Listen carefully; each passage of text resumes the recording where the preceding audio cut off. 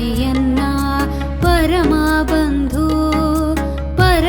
ಬಂಧು ಆ ಬಸವ ಕೃಪೆಯಿಂದ ಆದಿ ಅಕ್ಷರವನರಿದು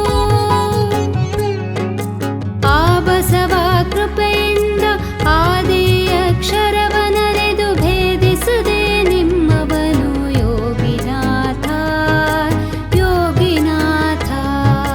ಭೇದಿಸದೆ ನಿಮ್ಮವನು ಯೋಗಿನಾಥ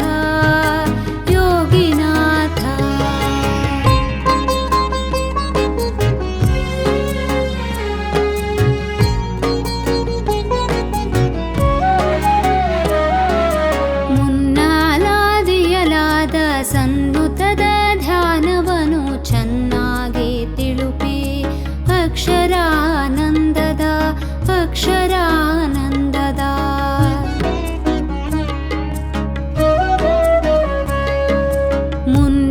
ಮುನ್ನಾಲಾದಿಯಲಾದ ಸನ್ನುತದ ಧ್ಯಾನವನು ಚೆನ್ನಾಗಿ ತಿಳುಪಿ ಅಕ್ಷರಾನಂದದ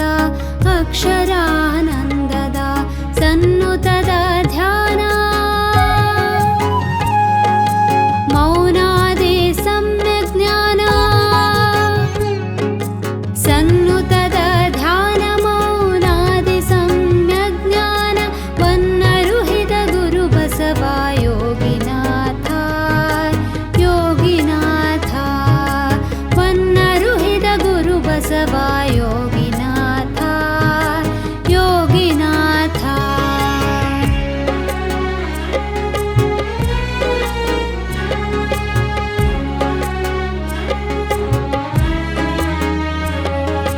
ಮನಕರಣ ಧ್ಯಾನಕ್ಕೆ ತನು ಧ್ಯಾನ ಮೂರ್ತಿಗೆ ಉನುಮನಿಯ ಉಲುಹಿನ ಭಾವಕಯ್ಯ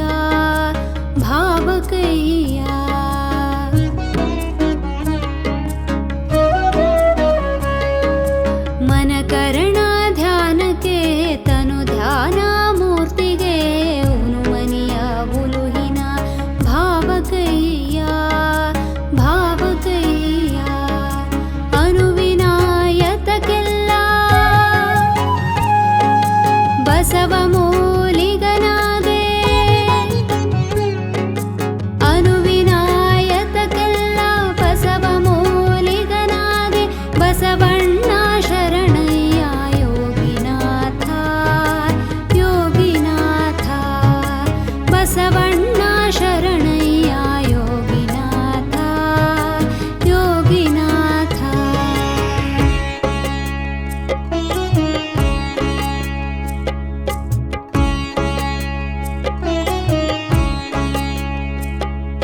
ಸಕಲಕ್ಕೆ ಗುರು ಬಸವ ನಿಷ್ಕಲಕ್ಕೆ ಗುರು ಬಸವ ಸಕಲ ನಿಷ್ಕಲ ಕೂಡಿದ ಆನಂದದ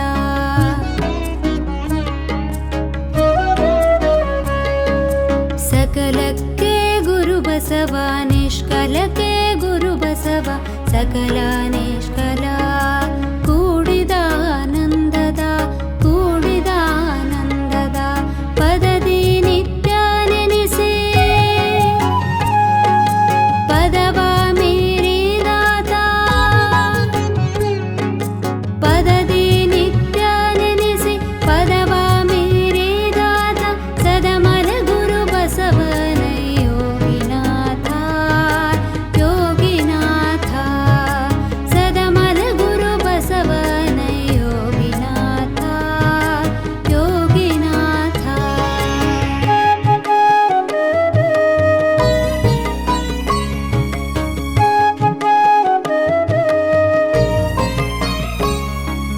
ಬಸವ ಕಾರಣ ಸತ್ಯ ಬಸವ ಕಾರಣ ನಿತ್ಯ ಬಸವ ಕಾರಣ ನಿಮ್ಮ ಭಕ್ತಿಯಯ್ಯ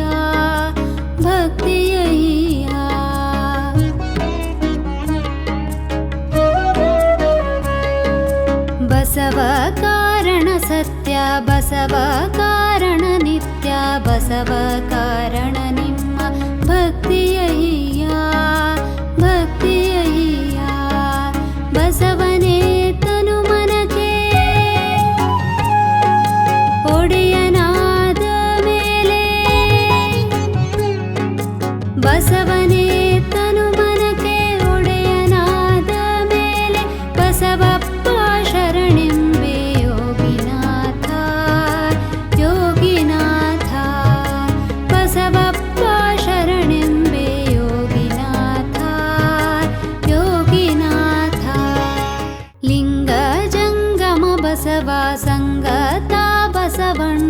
ಅಂಗ ಕಳೆಗುಣ ಭಾವ ಬಸವಣ್ಣನು ಭಾವ ಬಸವಣ್ಣನು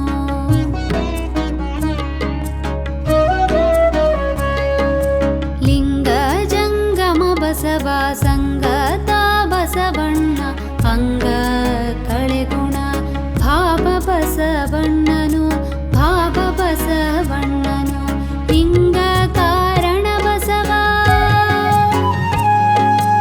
ಆದ ಮೇಲಿಮ್ಮತ್ತೆ ಲಿಂಗ ಕಾರಣ ಬಸವನಾದ ಮೇಲಿಮ್ಮತ್ತೆ ಲಿಂಗ ನೀನಾದೆ ಯೋಗಿನಾಥ ಯೋಗಿನಾಥ ಲಿಂಗ ನೀನಾದೆ ಯೋಗಿನಾಥ ಯೋಗಿನಾಥ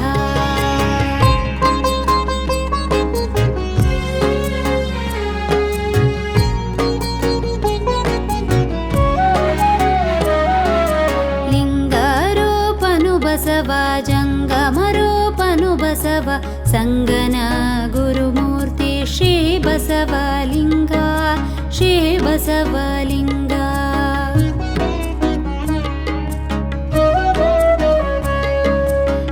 ಲಿಂಗರೂಪನು ಬಸವ ಜಂಗಮರೂಪನು ಬಸವ ಸಂಗನ ಗುರುಮೂರ್ತಿ ಶ್ರೀ ಬಸವಲಿಂಗ ಶ್ರೀ ಬಸವಲಿಂಗ ಲಿಂಗ ಜಂಗಮವನು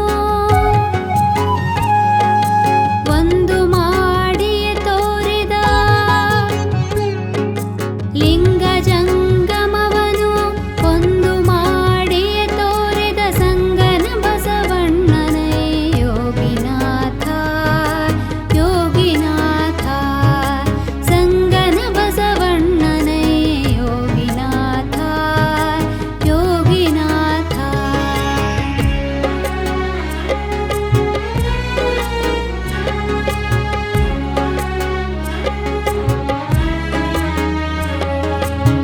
ಲಿಂಗರೂಪನು ಬಸವ ಜಂಗಮರೂಪನು ಬಸವ ಸಂಗನ ನಿಜ ಗುರು ಮೂರ್ತಿ ಬಸವಲಿಂಗ ಮೂರ್ತಿ ಬಸವಲಿಂಗ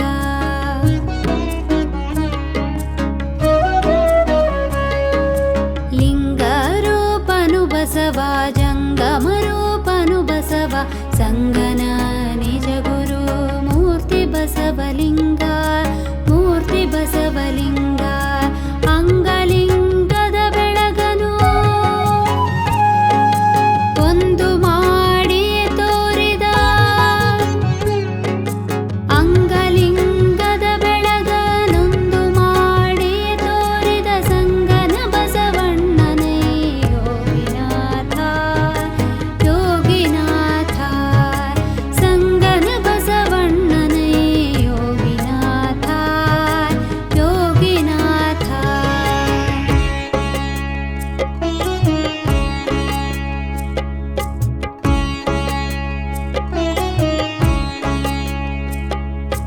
ಇಂತು ಗುರು ಶಿಷ್ಯ ಸಂಬಂಧವನು ರಚಿಸಿಗ ನಿಶ್ಚಿಂತನಾದೇನೆ ಬಸವ ತಂದೆ ಬಸವ ತಂದೆ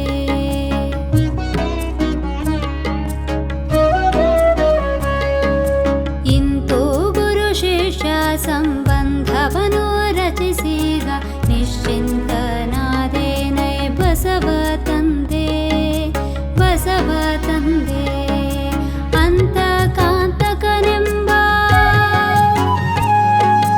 ಅನ್ಯೋನ್ಯ ಕಾನಿಗ ಅಂತ ಕಾಂತಕನೆಂಬ ಅನ್ಯೋನ್ಯ ಕಾನಿಗ ಪಂಚ ಬ್ರಹ್ಮನು ಆದೆ ಯೋಗಿನಾಥ ಯೋಗಿನಾಥ ಪಂಚ ಬ್ರಹ್ಮನು ಆದೆ ಯೋಗಿನಾಥ ಯೋಗಿನಾಥ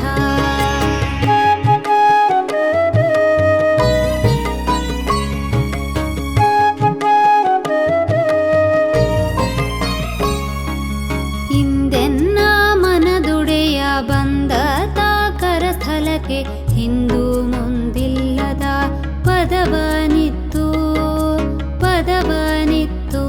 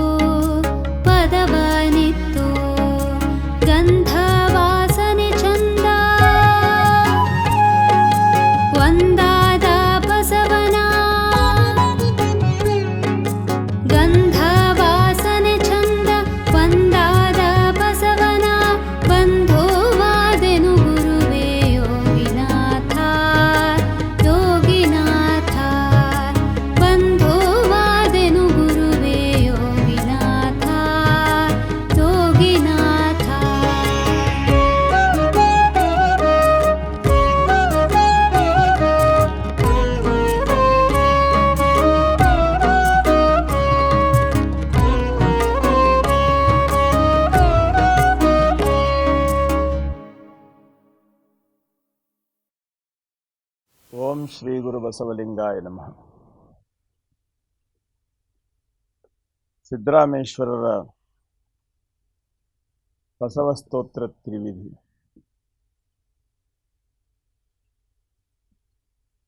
ಈ ಬಗ್ಗೆ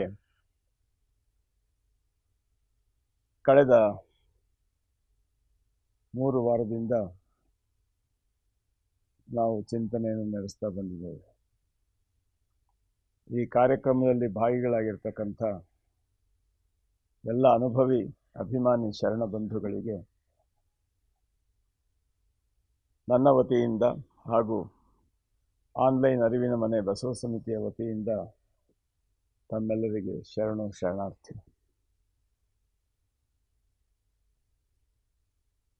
ಅಪ್ಪ ಬಸವಣ್ಣನವರನ್ನ ಶರಣರು ಹೇಗೆ ಅರ್ಥ ಮಾಡಿಕೊಂಡ್ರು, ಶರಣರ ಅಂತರಂಗದ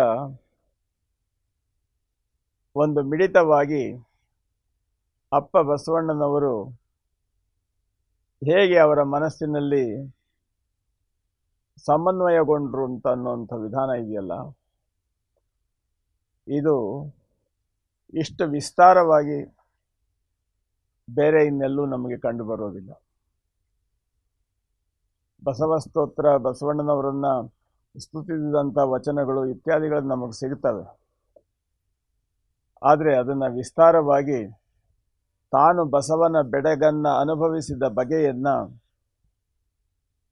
ತಾನು ಅರ್ಥ ಮಾಡಿಕೊಂಡ ರೀತಿಯಲ್ಲಿಯೇ ಪ್ರತಿಯೊಂದು ಇಂಚು ಸಿದ್ದರಾಮ ಶಿವಯೋಗಿಗಳು ಹೇಳೋದನ್ನು ನಾವಿಲ್ಲಿ ಗಮನಿಸ್ತಾ ಇದ್ದೇವೆ. ನೋಡಿ, ಕಳೆದ ವಾರ ಒಂದು ಹೇಳಿದ್ರು, ಹೊಳೆಯ ದಾಂಟಲೆಂದು ಹರಿಗೋಲು ಹಾಕಿದೊಡೆ ಹೊಳೆ ಬತ್ತಿ ಹರಿಗೋಲು ಉಳಿಯಿತಲ್ಲ. ನೋಡಿ, ಎಲ್ಲ ಹೇಳೋದಿಷ್ಟೇ. ಭವ ಅಂತ ಅನ್ನೋದಿದೆಯಲ್ಲ, ಭವಸಾಗರ ಅಂದ್ವಿ ನಾವು. ಒಂದೊಂದು ಹನಿ ಸಂಕಲ್ಪಗಳು, ವ್ಯವಸ್ಥೆಗಳು, ಅವ್ಯವಸ್ಥೆಗಳ ಒಡಗೂಡಿ ಸಂಪೂರ್ಣವಾಗಿ ಬದುಕೇ ಒಂದು ಸಮುದ್ರ ಅಂತ ಅನ್ನೋಂಥ ರೀತಿಯಲ್ಲಿ ಬಂದು ಕಣ್ಮುಂದೆ ಕಾಣಿಸ್ಕೊಂಡಾಗ ಅದನ್ನು ದಾಟಲಿಕ್ಕೆ ಏನು ಬೇಕು? ಭವಸಾಗರವನ್ನು ದಾಟಲಿಕ್ಕೆ ಈ ಆಧ್ಯಾತ್ಮದ ನೆಲೆಯಲ್ಲಿ ಒಂದು ದೊಡ್ಡ ದೋಣಿಯನ್ನು ಕೊಟ್ಟು ಆ ಸಾಗರವನ್ನು ದಾಟಿ ಹೋಗುವಂಥ ಮಾರ್ಗವನ್ನು ಹೇಳಿಕೊಡುವಂಥ ವೇದಾಂತ ಬೋಧಕರು, ಅನುಭಾವಿಗಳು ಬಹಳ ಜನ ಇದ್ದಾರೆ. ಇದು ಸಹಜ ಎಲ್ಲ ಕಡೆನೂ. ಭವಬಂಧನವನ್ನು ಬಿಡಿಸಲಿಕ್ಕೆ ಬೇಕಾಗ್ತಕ್ಕಂಥ ಎಲ್ಲ ವಿಚಾರಗಳು. ಆದರೆ ಇಲ್ಲಿ ಸಿದ್ದರಾಮ ಶಿವಗಳು ಹೇಳ್ತಾರೆ, ಅಪ್ಪ ಬಸವಣ್ಣನವರು ಭವಸಾಗರವನ್ನು ದಾಟಿಸುವಂಥ ಲೆಕ್ಕದಲ್ಲಿ ಹೋಗಲಿಲ್ಲ. ಭವಸಾಗರವನ್ನು ದಾಟಿಸಿದ್ರು ಅಂದ್ರೆ ಏನರ್ಥ? ಭವಸಾಗರ ಅಲ್ಲೇ ಉಳೀತು, ಕೆಲವರು ಮಾತ್ರ ದಾಟಿ ಹೋದರು ಅಂತ. ಆದರೆ ಇಲ್ಲಿ ಸ್ವಾರಸ್ಯ ಏನು ಅಂತ ಹೇಳಿದ್ರೆ, ಹೊಳೆಯ ದಾಂಟಿಸಲೆಂದು ಹರಿಗೋಲು ಹಾಕಿದರೆ ಹೊಳೆ ಬತ್ತಿ ಹರಿಯೋಲು ಉಳಿಯಿತಲ್ಲ. ಭವಸಾಗರವೇ ಇಲ್ದಾಗ ಆಗ್ಬಿಟ್ರೆ ಆಗ ದೋಣಿ ಅಲ್ಲೇ ಉಳೀತು. ಅಷ್ಟೇ ಅಲ್ಲ, ದಾಟ್ತಕ್ಕಂಥ ಸಮಸ್ಯೆಯೂ ಇಲ್ಲ. ಹೊಳೆಯ ದಾಂಟಿಪರನ್ನು ಕಳೆದು, ನೋಡಿ ಹೇಗಿದೆ, ಹೊಳೆಯ ದಾಂಟಿಪರನ್ನು ಕಳೆದು, ಹೊಳೆ ದಾಟಿಸ್ತೇವೆ, ನಾವು ನಿಮಗೆ ಅಭಯ ಕೊಡ್ತೇವೆ, ನಿಮ್ಮನ್ನು ಉದ್ಧಾರ ಮಾಡ್ತೇವೆ ಅಂತ ಅನ್ನುವಂಥ ನೆಲೆಯನ್ನು ಕಳೆದು ಕಂಗೊಳಿಸಿದನು ಇಳೆಯೊಡೆಯ ಬಸವ. ಅಂದರೆ ಹೊಳೆ ದಾಟಿಸೋದಲ್ಲ, ಹೊಳೆಯನ್ನೇ ಇಲ್ದಾಗ ಮಾಡುವಂಥ ಸನ್ನಿವೇಶದಲ್ಲಿ ವಿಶಿಷ್ಟವಾಗಿರ್ತಕ್ಕಂಥ ತನ್ನ ಆನುಭಾವಿಕ ನೆಲೆಯಿಂದ ನಮ್ಮೆಲ್ಲರನ್ನು ಉದ್ಧಾರ ಮಾಡಿದ್ರು ಬಸವಣ್ಣವರು ಅಂತ ಹೇಳ್ತಾರೆ. ಈ ಲೆಕ್ಕವನ್ನು ನಾವಿಟ್ಟುಕೊಂಡು, ಯಾಕೆಂದರೆ ಕಳೆದ ವಾರ ಹೇಳಿದ್ದನ್ನು ಅದನ್ನು ಮತ್ತೆ ಇನ್ನೊಂದು ಸಾರಿ ಹೇಳಬೇಕು ಅನ್ನಿಸ್ತು, ಅದಕ್ಕೋಸ್ಕರ ಈ ಪದ್ಯವನ್ನು ಹೇಳಿದೆ. ಇಂದು ಆ ಬಸವನ ಆನಂದ, ಆ ಬಸವನತ್ಯಂತ, ಆ ಬಸವನೇ ಎನ್ನ ಪರಮ ಬಂಧು, ಆ ಬಸವ ಕೃಪೆಯಿಂದ ಆದಿ ಅಕ್ಷರವಿಡಿದು ಭೇದಿಸಿದೆ ನಿಮ್ಮುವನು ಯೋಗಿನಾಥ. ಆ ಬಸವ ಅಂತನ್ನುವಂಥ ನೆಲೆಯಲ್ಲಿ ಆ ಒಂದು ಬಸವನ ಆನಂದವನ್ನು, ಅದರ ಅತ್ಯಂತವನ್ನು ನಾನು ಸ್ವೀಕಾರ ಮಾಡಿದೆ. ಹೇಗೆ? ಆ ಬಸವನಾನಂದ, ಆ ಬಸವನತ್ಯಂತ, ಆ ಬಸವನೇ ಎನ್ನ ಪರಮ ಬಂಧು. ತಾಯಿಯ ಮಡಿಲಲ್ಲಿ ಮಲಗಿದಂಥ ಮಗುವು ಹೇಗೆ ನಿಶ್ಚಿಂತೆಯಿಂದ ನಿಭ್ರಾಂತಿಯಿಂದ ಸಂತೋಷವಾಗಿ ಆ ಆನಂದವನ್ನು ಅನುಭವಿಸುತ್ತಾ ತನ್ಮಯ ಸ್ಥಿತಿಯಲ್ಲಿ ತಾಯಿಯ ಮಡಿಲಲ್ಲಿ ಮಗು ಮಲಗಿದೆಯೋ, ಅದೇ ರೀತಿಯಲ್ಲಿ ಆ ಬಸವಣ್ಣನ ಕೃಪೆಯಿಂದ ಆದಿ ಅಕ್ಷರವಿಡಿದು ಭೇದಿಸಿದೆ ನಿಮ್ಮುವನು ಯೋಗಿನಾಥ. ಆ ಬಸವಣ್ಣನ ಅನುಗ್ರಹದಿಂದ ಆ ನಿಶ್ಚಿಂತ ನಿಭ್ರಾಂತ ಸ್ಥಿತಿಯನ್ನು ತಲುಪಿ ನಾನು ಆದಿ ಅಕ್ಷರವಿಡಿದು. ನೋಡಿ, ಅಕ್ಷರ ದ್ವಂದ್ವ ಆಗುವಂಥದ್ದಲ್ಲ. ನೋಡಿ, ಶಬ್ದದೊಳಗಣ ನಿಶ್ಶಬ್ದ. ಅಕ್ಷರ ಅಂತ ಹೇಳಿದ್ರೆ ನಾವು ಭಾಷೆಯ ಒಂದೊಂದು ಆ ಈ ಇತ್ಯಾದಿಗಳನ್ನ ಹೇಳ್ತೇವೆ ನಾವು. ಅಕ್ಷರ ಅಂತ ಅನ್ನೋದಕ್ಕೆ ಒಂದು ವಿಶೇಷವಾದಂಥ ಅಂತಸ್ತತ್ವ ಇದೆ. ಅಕ್ಷರ ಅಂತಂದರೆ ಯಾವತ್ತೂ ನಾಶವಿಲ್ಲದ್ದು ಅಂತ ಅರ್ಥ. ಯಾವತ್ತೂ ನಾಶವಿಲ್ಲದ್ದು. ನೋಡಿ, ಉದಾಹರಣೆಗೆ ಹೇಳ್ತೇನೆ. ನಾವು ಶಾಲೆಯಲ್ಲಿ ಅಕ್ಷರ ಕಲಿತೇವೆ. ಪ್ರಾಥಮಿಕ ಹಂತದಲ್ಲಿ ಅಕ್ಷರಗಳನ್ನು ಹಿಡಿದು ಪದ, ವಾಕ್ಯ ಇತ್ಯಾದಿಗಳನ್ನು ಕಲಿತೇವೆ. ಆಮೇಲೆ ಕಾವ್ಯ, ಸಾಹಿತ್ಯ, ಮೀಮಾಂಸಾ, ಕವನ, ಕಾದಂಬರಿ ಎಲ್ಲವನ್ನೂ ನೋಡ್ತೇವೆ. ಜ್ಞಾನ, ವಿಜ್ಞಾನ, ತಂತ್ರಜ್ಞಾನ, ತತ್ವಜ್ಞಾನ ಎಲ್ಲವನ್ನೂ ನಾವು ಓದ್ತೇವೆ. ಆದರೆ ಇವನ್ನೆಲ್ಲ ನಮಗೆ ಆಕಾರಗೊಳಿಸಿಕೊಡ್ತಕ್ಕಂಥದ್ದು ಅಕ್ಷರ. ನಾವು ಅಕ್ಷರ ಕಲ್ತಿದ್ದೇವೆ, ಅದರಿಂದ ಎಲ್ಲವನ್ನೂ ಪಡೀತೇವೆ. ಆದರೆ ನಾವು ಓದಿದ್ದು ಮರ್ತೋಗಿರುತ್ತೆ ಒಂದೊಂದು ಸಾರಿ. ಆದರೆ ಅಕ್ಷರ ಮಾತ್ರ ಮರೀಲಿಕ್ಕೆ ಸಾಧ್ಯ ಇಲ್ಲ. ಈ ಕಾರಣದಿಂದಲೇ ಯಾವತ್ತೂ ನಾಶವಿಲ್ಲದ್ದು ಅಂತ ಹೇಳಿ ಅಕ್ಷರ ಅಂತ ಹೇಳೋದು. ಯಾಕೆಂದರೆ ಅಕ್ಷರವ ಹಿಡಿದು ವಿದ್ಯೆಯ ನರಿತಂತೆ ಅಂತ ಶರಣರು ಹೇಳ್ತಾರೆ. ವಿದ್ಯೆಯನ್ನು ಅರಿಯಲಿಕ್ಕೆ ಆಧಾರ ಅಕ್ಷರ. ಅದೇ ರೀತಿಯಲ್ಲಿ ಇಲ್ಲಿ ಹೇಳ್ತಾರೆ ಆದಿ ಅಕ್ಷರವಿಡಿದು. ಯಾವುದು ಆದಿ ಅಕ್ಷರ? ನಿರಂತರವಾಗಿರ್ತಕ್ಕಂಥ ಬಸವಕೃಪೆ ಅಂತ ಅನ್ನುವಂಥ ಆದಿ ಅಕ್ಷರ ಇದೆಯಲ್ಲ, ಆ ನೆಲೆಯಲ್ಲಿ ನಾನು ಸಂಪೂರ್ಣವಾಗಿ ದ್ವಂದ್ವವನ್ನು ಅಳಿದು ಸಂಪೂರ್ಣವಾಗಿ ಅದರಲ್ಲಿ ಸೇರಿ ಹೋದೆ. ಆವಾಗ ಏನಾಯಿತು ಅಂದರೆ ಭೇದಿಸಿದೆ ನಿಮ್ಮುವನು ಯೋಗಿನಾಥ. ಭಗವಂತ, ನೀನೊಡ್ಡಿದ ಆ ತೊಡರನ್ನು ದಾಟಿದೆ. ಯಾಕೆ ಅಂತಂದರೆ ಆ ಬಸವಣ್ಣ ಬೋಧಿಸಿದ ಬಸವನ ಕೃಪೆಯಿಂದ ಆದಿ ಅಕ್ಷರ ನನಗೆ ಗೊತ್ತಾಯಿತು. ಅಲ್ಲಿ ಅದನ್ನೇ ಆ ಲೆಕ್ಕದ ಸನ್ನಿವೇಶವನ್ನು ಇನ್ನೂ ಸ್ವಲ್ಪ ವಿಶಾಲವಾಗಿ ನೋಡಬೇಕು ಅಂತಂದರೆ ತಾಯಿ ಅಕ್ಕಮಹಾದೇವಿ ಹೇಳ್ತಾರೆ, ಆಯಿತೆನ್ನೆ ಆಗದೆನ್ನೆ. ನೋಡಿ, ಲಿಂಗವೆನ್ನೆ ಲಿಂಗೈಕ್ಯವೆನ್ನೆ, ದ್ವಂದ್ವ ಇಲ್ಲ. ಸಂಘವೆನ್ನೆ ಸಮರಸವೆನ್ನೆ, ಆಯಿತೆನ್ನೆ ಆಗದೆನ್ನೆ, ನಾನೆನ್ನೆ ನೀನೆನ್ನೆ. ಹೀಗೆ ದ್ವಂದ್ವವೆಲ್ಲವೂ ಅಳಿದು ಹೋದ ನಂತರ ಅಲ್ಲಿ ಉಳಿತಕ್ಕಂಥದ್ದು ಆದಿ ಅಕ್ಷರ ಒಂದೇ. ಅದನ್ನು ಹಿಡಿದು ನಾನು ಪರಮಾತ್ಮ ನಿನ್ನ ಸಾಧನೆಯ ನೆಲೆಯಲ್ಲಿ ಪರೀಕ್ಷೆಯನ್ನು ದಾಟಿ ನಾನು ನಿಮ್ಮನ್ನು ಭೇದಿಸಿದೆ, ನಿಮ್ಮನ್ನು ಅರ್ಥ ಮಾಡಿಕೊಂಡೆ. ನೋಡಿ, ಎಷ್ಟು ಸರಳವಾದ ರೀತಿಯಲ್ಲಿ. ನೋಡಿ, ಒಂದೊಂದು ತ್ರಿಪದಿಗಳು ಅತ್ಯಂತ ಸರಳವಾಗಿದೆ, ಹಾಡಲಿಕ್ಕೆ ಕೇಳಲಿಕ್ಕೆ ಚೆನ್ನಾಗಿರ್ತದೆ. ಆದರೆ ಅದರ ಒಂದೊಂದು ಅಕ್ಷರದ ಒಳಗಿರ್ತಕ್ಕಂಥ ಶಬ್ದದೊಳಗಣ ನಿಶ್ಶಬ್ದವನ್ನು ಗಮನಿಸಿದ್ರೆ ಇವು ಎಷ್ಟು ಆಂತರಂಗಿಕವಾಗಿ ಆನುಭಾವಿಕವಾಗಿ ನಮ್ಮನ್ನು ಎಚ್ಚರಿಸ್ತದೆ ಅಂತ ಅನ್ನೋದನ್ನು ನಾವಿಲ್ಲಿ ನೋಡಬಹುದು. ಮುಂದೆ ಹೇಳ್ತಾರೆ, ಮುನ್ನಲಾದಿಯಲಾದ ಸನ್ನುತದ ಧ್ಯಾನವನ್ನು ಚೆನ್ನಾಗಿ ತಿಳಿಸಿ ಅಕ್ಷರಾನಂದದ ಸನ್ನುತ ಧ್ಯಾನ ಮೌನಾದಿ ಸಮ್ಯಜ್ಞಾನ ಎನ್ನ ನರೆಸಿದ ಬಸವ ಯೋಗಿನಾಥ. ನೋಡಿ, ಈ ಲೆಕ್ಕವನ್ನು ನಾನು ತಲುಪಬೇಕಾದ್ರೆ, ಆದಿ ಅಕ್ಷರವನ್ನು ಭೇದಿಸಿ ಮುಂದಕ್ಕೆ ಹೋಗಬೇಕಾದ್ರೆ ಅಲ್ಲಿ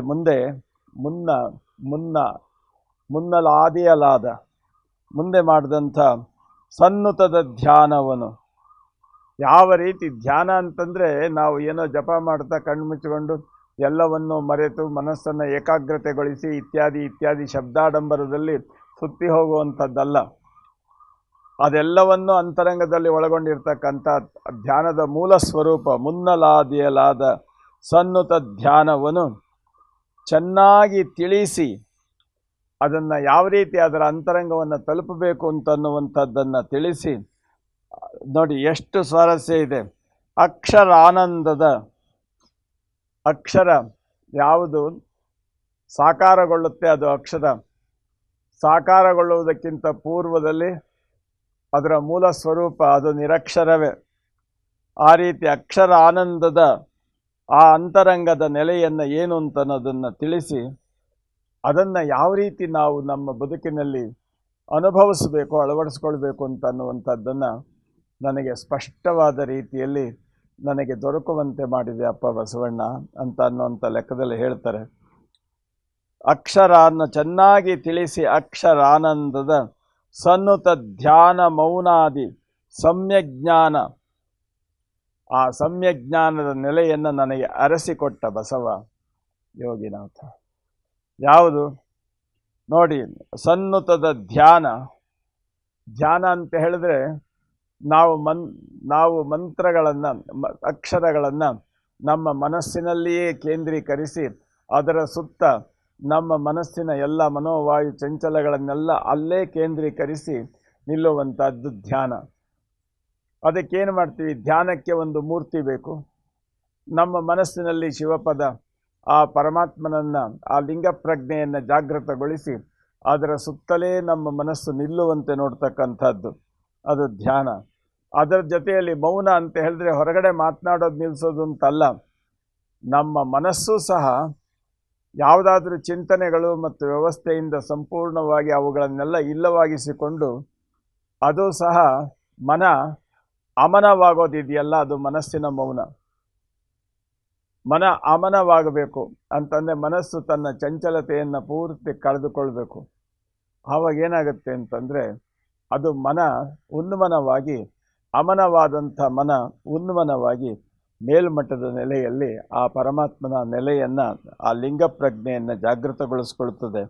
ಅಸನ್ನುತ ಧ್ಯಾನ ಮೌನಾದಿ ಸಮ್ಯಜ್ಞಾನದಲ್ಲಿ ಎನ್ನ ನಿರಿಸಿದೆ ಅಂತ ಅನ್ನುವಂಥದ್ದು. ಇದಕ್ಕೆಲ್ಲ ಅಪ್ಪ ಬಸವಣ್ಣ ಕಾರಣ. ಎನ್ನ ನಿರಿಸಿದ ಬಸವ ಯೋಗಿನಾಥ. ನೋಡಿ, ಬರೀ ಹೊರಗಡೆ ಕಾಯಕ ಮತ್ತು ನಿಷ್ಠೆ, ಕಾಯಕ ಪ್ರಜ್ಞೆ, ಹೊರಗಡೆ ಓಡಾಡೋದು ಅಂತ ಅನ್ನುವಂಥದ್ದು ನಾವು ಅಷ್ಟಿಟ್ಕೊಳ್ತೀವಿ.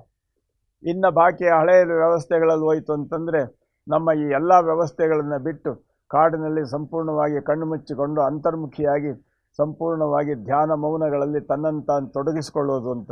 ಇವೆರಡು ಹೊರಗಣ ಮತ್ತು ಹೊರಗಣ ವ್ಯವಸ್ಥೆಗಳು ಒಳಗೆ ಹೊರಗೆ ಇರ್ತಕ್ಕಂಥದ್ದು ಬೇರೆ ಬೇರೆ ರೀತಿಯಲ್ಲಿ ಕಾಣಿಸ್ಕೊಳ್ತವೆ. ಆದರೆ ಅಪ್ಪ ಬಸವಣ್ಣ ಈ ದ್ವಂದ್ವವನ್ನು ಕಿತ್ತಾಕ್ದ.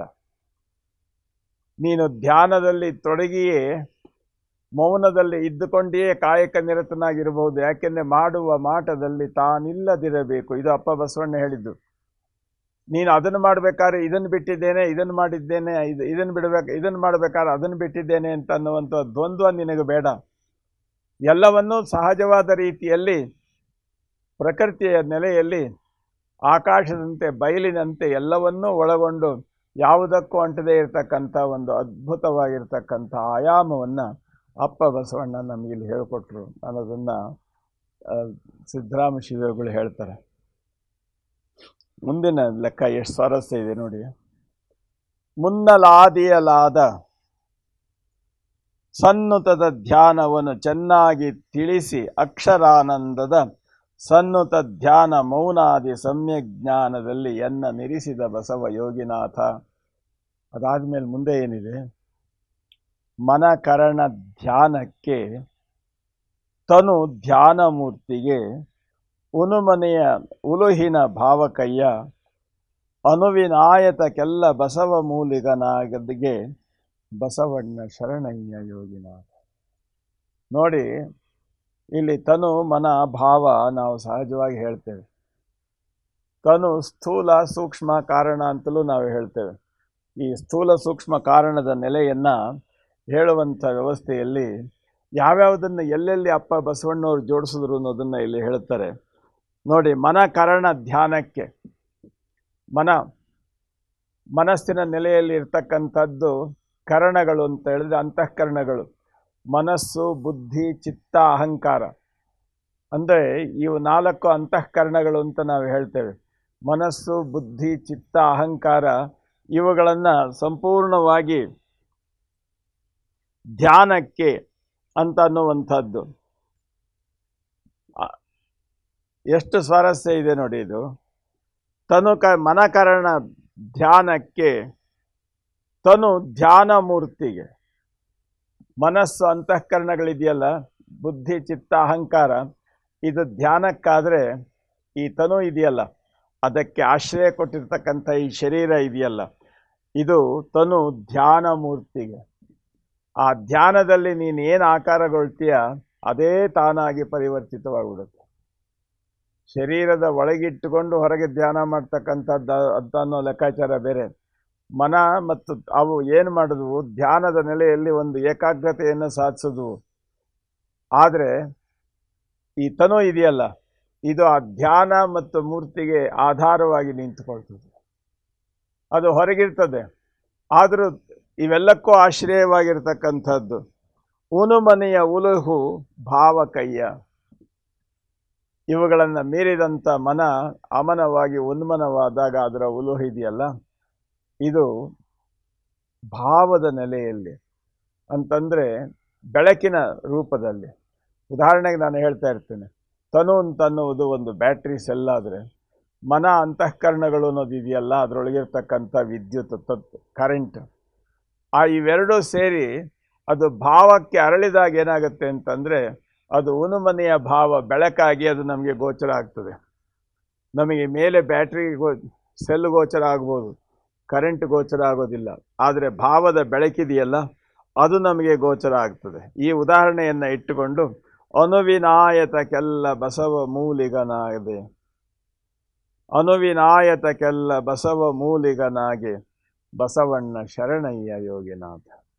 ನೋಡಿ, ಬದುಕಿನ ಸಾಧನೆಯ ಒಂದೊಂದು ಕಣಗಳಲ್ಲೂ ಎಷ್ಟು ಸೂಕ್ಷ್ಮವಾಗಿರ್ತಕ್ಕಂಥ ಅಭಿವ್ಯಕ್ತಿ, ಮಾರ್ಗದರ್ಶನ ಅಪ್ಪ ಬಸವಣ್ಣನವರು ನಮ್ಮೆಲ್ಲರಿಗೆ ಕೊಟ್ಟರು ಅಂತ ಅನ್ನುವಂಥ ನೆಲೆಯನ್ನು ಎಷ್ಟು ಅದ್ಭುತವಾದ ರೀತಿಯಲ್ಲಿ ಸಿದ್ದರಾಮ ಶಿವಗಳು ಇಲ್ಲಿ ಹೇಳ್ತಾ ಬರ್ತಾರೆ. ಎಷ್ಟು ಯಾವುದೇ ಒಂದು ಲೆಕ್ಕದಲ್ಲಿ ಯೋಚನೆ ಮಾಡಿ ನೀವು, ಹೊರಗಿನ ಧ್ಯಾನ, ಹೊರಗಿನ ವಿಚಾರ ಅಂತ ಹೇಳಿ ನಾವು ಹೊರಗಿನ ವೈಭವಕ್ಕೆ ಸಿಕ್ಕಾಕ್ಕೊಳ್ತೇವೆ, ಆದರೆ ಒಳಗೆಲ್ಲ ಶೂನ್ಯ ಇರ್ತದೆ. ಆದರೆ ಒಳಗೆ ಅಂದ್ಕೊಂಡು ಹೊರಗೆಲ್ಲ ಕೆಡಿಸ್ಕೊಳ್ತೇವೆ. ಹಾಗಲ್ಲ, ಒಳ ಹೊರಗೊಂದಾಗಿ ಒಳಗೆ ಹೊರಗೆ ಅಂತ ಅನ್ನುವಂಥ ಭಿನ್ನ ಭೇದವಿಲ್ಲದೆ ಸಾಧನೆ ಮತ್ತು ಸಮನ್ವಯತೆ ಮತ್ತು ಸಂಪನ್ನತೆ ಇವುಗಳನ್ನು ಸಹಜವಾದ ರೀತಿಯಲ್ಲಿ ಜೋಡಿಸ್ತಾ ನಮ್ಮ ಅಂತರಂಗವನ್ನು ಹೇಗೆ ಸರಳವಾಗಿ ಆ ವಿಕಾಸಮಯ ವ್ಯವಸ್ಥೆಯಲ್ಲಿ ಬೆಳಕಾಗಿಸಿಕೊಳ್ಳುವಂಥ ವಿಧಾನವನ್ನು ಅಪ್ಪ ಬಸವಣ್ಣ ಕಲಿಸ್ಕೊಟ್ರು ಅಂತ ಅನ್ನೋಂಥದ್ದನ್ನು ಎಷ್ಟು ಸೂಕ್ಷ್ಮವಾಗಿ, ಎಷ್ಟು ಸರಳವಾಗಿ ಹೇಳ್ತಾ ಇದ್ದಾರೆ. ಇಷ್ಟೆಲ್ಲ ಮಾಡಿದ ಮೇಲೆ ಹಾಗಾದರೆ ಬಸವಣ್ಣ ಯಾವುದಕ್ಕೆ? ಸಕಲಕ್ಕೆ ಗುರು ಬಸವ, ನಿಷ್ಕಲಕ್ಕೆ ಗುರು ಬಸವ, ಸಕಲ ನಿಷ್ಕಲ ಕೂಡಿದಾನಂದದ. ನೋಡಿ, ಸಕಲಕ್ಕೆ ಗುರು ಬಸವ. ನಾನನ್ನೆಲ್ಲ ಸಕಲ ಅಂದರೆ ಸ್ಥೂಲ, ಕಲಾಸಹಿತವಾದದ್ದು ಸಕಲ. ನಿಷ್ಕಲ ಅಂದರೆ ಕಲಾರಹಿತವಾದದ್ದು ನಿಷ್ಕಲ. ಹೊರಗಿನ ಸ್ಥೂಲವಾಗಿರ್ತಕ್ಕಂಥ ವ್ಯವಸ್ಥೆಗೆ ಮಾರ್ಗದರ್ಶಕ ಬಸವಣ್ಣ. ಅದನ್ನು ಮೀರಿ ಆ ಚೌಕಟ್ಟಿನ ಒಳಗಿನ ವಿಶೇಷತೆಯನ್ನು ಅನುಭವಿಸುವಂಥ ನೆಲೆಯಲ್ಲಿ ಆ ಸಾಧನೆಗೆ, ಆ ಕಲೆ ನಿಷ್ಕಲೆಯಾದಂಥ ನೆಲೆಗೂ ಸಹ ಮಾರ್ಗದರ್ಶಕ ಗುರು ಬಸವಣ್ಣ. ಅಷ್ಟೇ ಅಲ್ಲ, ಸಕಲ ನಿಷ್ಕಲ ಕೂಡಿದ ಆನಂದದ. ಸಕಲ ನಿಷ್ಕಲ ಇವೆರಡು ಸೇರ್ತು ಅಂತಂದರೆ, ಎರಡು ತಮ್ಮ ತನುವನ್ನು ಎರಡು ಅಳಿದು ಕೂಡಿದಾಗ ಏನಾಗುತ್ತೆ ಅನ್ನೋದು ಆನಂದದ ರೂಪದಲ್ಲಿ ಅದು ಅಭಿವ್ಯಕ್ತವಾಗ್ತದೆ. ಸಕಲ ನಿಷ್ಕಲ ಕೂಡಿದ ಆನಂದದ. ಎಷ್ಟು ವಿಶೇಷ ಇದೆ ನೋಡಿ. ಆನಂದದ ಪದದಿ ನಿತ್ಯ ಜನಿಸಿ ಪದವ ಮೀರಿದಾತ ಸದಮಲ ಗುರು ಬಸವ ಯೋಗಿನಾಥ. ಆ ನಿಷ್ಕಲದ ಆನಂದದ ನೆಲೆಗೆ ಬಂದಾಗ ಅದಕ್ಕೆ ಯಾವುದೇ ಸೀಮೆ ಇಲ್ಲ, ಯಾವುದೇ ವ್ಯವಸ್ಥೆ ಇಲ್ಲ. ಅದನ್ನು ಮೀರಿದಂತಹ ನೆಲೆಯಲ್ಲಿ ವಿಶೇಷವಾದಂಥ ಆ ಆನಂದದ ಪದದಿ ನಿತ್ಯ ನೆನೆಸಿ ಪದವ ಮೀರಿದಾತ ಸದಮಲ ಗುರು ಬಸವ. ಯಾವುದಕ್ಕೂ ನಿಶ್ಚಿಂತ ನಿಭ್ರಾಂತ ಸ್ಥಿತಿಯಲ್ಲಿರ್ತಕ್ಕಂಥ ಬಸವ ಪ್ರಭೆಯ ಬಸವ ತತ್ವದ ಮೂಲ ಬೆಡಗಿನ ಶಬ್ದಾತೀತವಾಗಿರ್ತಕ್ಕಂಥ ಬೋಧನೆಯನ್ನು ಇಲ್ಲಿ ಅಕ್ಷರಗಳ ಮೂಲಕ ನಮಗೆ ತಿಳಿಸ್ಲಿಕ್ಕೆ ಪ್ರಯತ್ನ ಮಾಡ್ತಾ ಇದ್ದಾರೆ. ಆ ಅನುಭವದ ನೆಲೆಯನ್ನು ಹೇಳೋ ಪ್ರಯತ್ನ ನಮ್ಮಲ್ಲಿ ಭಾವನೆಗಳು ಬರಬೇಕೆ ಹೊರತು ಅದನ್ನು ನಾನು ಹೇಳಿದೆ ಅದು ಪೂರ್ತಿ ಆಯಿತು ಅಂತ ಅನ್ನುವಂಥ ಭ್ರಮೆ ನಮಗಿರಬಾರ್ದು. ಆ ದೃಷ್ಟಿಯಿಂದ ಅದನ್ನು ಶಬ್ದ ರೂಪದಲ್ಲಿ ಏನು ಹೇಳಬಹುದು ಅಂತಂದರೆ, ನಾನು ಹೇಳಲಿಕ್ಕೆ ಎಷ್ಟು ಸೋಲ್ತೇನೆ ಅಷ್ಟು ನಿಮಗೆ ಅದರ ಮೇಲಿನ ಅನುಭವ ಆಗುತ್ತೆ ಅಂತ ಅನ್ನುವಂಥದ್ದು ನಮ್ಮ ಹಿರಿಯರ ಬೋಧನೆಯ ಕ್ರಮ. ಅದು ಆ ಲೆಕ್ಕದಲ್ಲಿ ಸಹಜವಾದ ರೀತಿಯಲ್ಲಿ ಆ ಅಮಲ ಆನಂದ ಸ್ವರೂಪವನ್ನು ಇಲ್ಲಿ ಹೇಳ್ತಕ್ಕಂಥದ್ದು ನೋಡಿ.